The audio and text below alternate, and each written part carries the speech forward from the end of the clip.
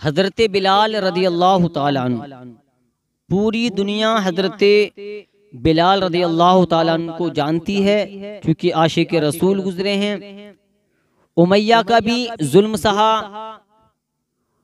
और जालिम बादशाहों के भी ताने सुने और अपनी पीठ गरम रेत पर सिर्फ और सिर्फ नबी के इश्क में अपनी पीठ को गरम रेत पर रख दिया और अपने सीने पर नबी के इश्क में पत्थर भी रख लिया। जब वो वक्त आया, एक वक्त वो आया कि जब मेरे नबी जाहिरी तौर पर दुनिया से रुखसत हो गए, जब हजरत बिलाल रज़ी अल्लाह ताला अन्हु जब अजान पढ़ते थे मदीना शरीफ में, चेहरा मुस्तफ़ा का हुआ करता था।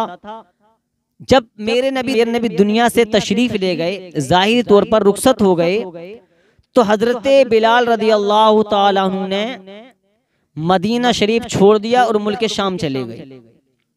अब मुल्क शाम जब पहुंचे तो वहां इन्होंने खेती वगैरह की। 6 महीने हो गए। हजरत बिलाल फरमाते हैं, मैं 6 महीने मदीने से जुदा रहा। फिर एक मर्तबा क्या हुआ कि मुझे ख्वाब में मेरे मुस्तफ़ा तशरीफ लाए और लाने के बाद इरशाद फरमाया, ए बिलाल, तुम्हें 6 महीने हो गया है, तुमको 6 महीने मदीने से आए हुए हो गए हैं कि तुम्हें मदीने की याद नहीं आती। जाओ, सुबह का सवेरा होने से पहले पहले मदीना शरीफ तशरीफ ले जाओ। हजरत बिलाल फरमाते हैं, मेरी आंख खुली जब मैंने देखा कि मुझे ये ख्वाब आया है कि नबी मेरे ख्वाब में तशरीफ लाए हैं। तो हजरत बिलाल ने अपने सादो सामान बांधा और बांधने के बाद में दिल में ठान लिया, अब मुझे मदीना जाना है। अल्लाह अकबर। अब हजरत बिलाल ने सादो सामान बांधा और बांधने के बाद में अब रुखसत हुए हैं मदीने की तरफ। अल्लाह अकबर। अब जैसे ही मदीने के करीब आए हैं, अब जैसे ही मदीने में दाखिल हुए हैं, अब जितने मदीने वाले थे, जितने मदीने के बच्चे थे, जितने मदीने में बुजुर्ग थे, अब हजरत बिलाल को देखते हैं, तमाम मजमा लग गया। तमाम दूर दूर तक जहाँ जाते देखते थे, तमाम जितने लोग थे आपको देखकर दौड़े दौड़े आए हैं। कोई हजरत बिलाल के हाथ चूम रहा है, कोई हजरत बिलाल की पेशानी चूम रहा है, कोई कहता है, ए बिलाल तुम हमें छोड़कर कहाँ चले गए थे? मुस्तफ़ा दुनिया से क्या चले गए? तुमने मदीना छोड़ दिया, 6 महीने के बाद में तुमने चेहरा दिखाया है। अल्लाह अकबर। अब सारे लोगों ने कहा, ए बिलाल वही अजान सुना दो जो तुम मुस्तफ़ा के सामने सुनाया करते थे। अब हजरत बिलाल कहते हैं, ए लोगों कान खोल कर सुन लो, मैं तो हर एक काम कर सकता हूँ, मुझसे हर एक काम करा लो, लेकिन मैं अजान नहीं पढ़ सकता। इसलिए जब मैं अजान पढ़ता था तो मेरे सामने मेरे मुस्तफ़ा का चेहरा हुआ करता था। अब ये बताओ, जब मैं अजान पढ़ूंगा तो बताओ मुस्तफ़ा का चेहरा कहाँ से लाओगे?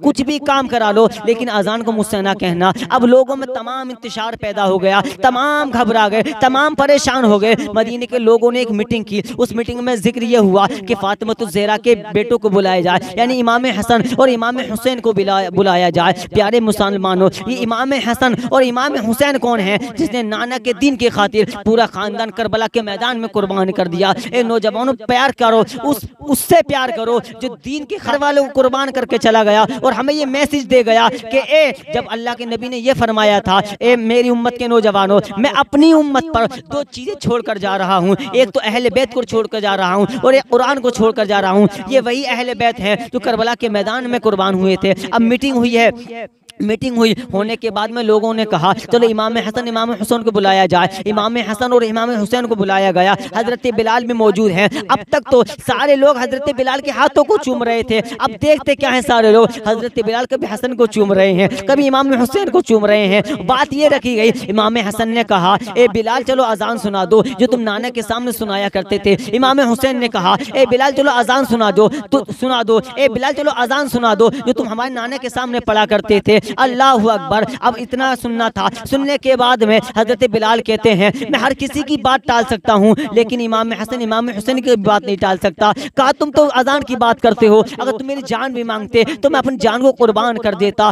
अल्लाह समझ। लेकिन हजरत बिलाल फरमाते हैं, ए मदीने वालों, एक मेरी शर्त है। मदीने के जितने बुजुर्ग थे, कहा बताओ तुम्हारी क्या शर्त है? जितने नौजवान थे जो आशिक रसूल थे, जो आशिक बिलाल थे, हजरत बिलाल ने कहा मेरी एक शर्त है। तो मदीने वालों ने कहा था, बताओ बताओ तुम्हारी क्या शर्त है। तो हजरत बिलाल कहते हैं जब मैं अजान पढ़ूं, जब मैं अजान पढ़ने के लिए खड़ा हो जाऊं तो सामने इमाम हसन को खड़ा कर देना, इमाम हुसैन को खड़ा कर देना, इसलिए कि इमाम हसन का जो बदन है चेहरे से लेके आधे धड़ तक तस्वीर मुस्तफ़ा है और आधे धड़ से पैरों तक इमाम हुसैन का तस्वीर मुस्तफ़ा है, दोनों को सामने खड़ा कर देना, इसलिए कि जब मैं अजान पढ़ूंगा तो मेरे सामने तस्वीर मुस्तफ़ा होगा, तब मुझसे अजान भी पढ़ी जाएगी। पता ये चला प्यारे मुसलमानों, अल्लाह ताला ने अपने महबूब को नूर से पैदा किया है, तो पता चला इमाम हुसैन भी नूर से पैदा हैं, इमाम हसन भी नूर से पैदा हैं, फातिमा ज़हरा भी नूर से पैदा हैं, जितने पंजतन पाक हैं नूर से पैदा हैं। तभी तो आला हज़रत फरमाते हैं तेरी नस्ल पाक में है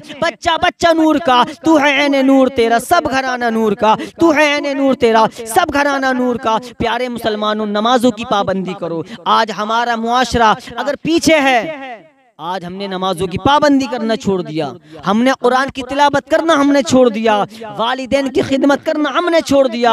अगर कामयाबी चाहते हो तो अपने नबी से सच्चा इश्क करो और इश्क का दावा ये करो कि 5 वक्त के नमाजी बन जाओ और अपने वक्त के एक गाजी बन जाओ। अल्लाह ताला हम सबको इस पर अमल करने की तौफीक अता फरमाए।